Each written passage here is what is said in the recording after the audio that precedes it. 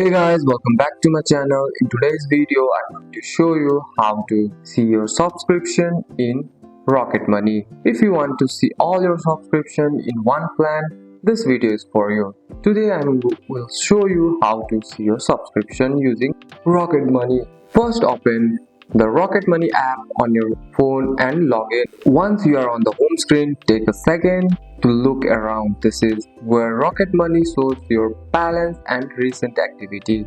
Now look at the bottom of your screen, tap on subscription. This is the most important part. When you tap it, Rocket Money automatically scan your bank account and find all your recurring payment. On this screen, you will see a list of subscriptions like streaming service, app membership, and other monthly charges. Each one shows how much it costs and how often you have been charged, like monthly or yearly. If you scroll through the list and see a subscription you don't recognize or no longer use, that's your sign to cancel it or look into future. Rocket Money makes it easy to spot money leaks. After reviewing your services, make it a habit to check this tab at least once in a week. This simple habit can help you to save your money every month. And that's it. That's all for today's video, guys.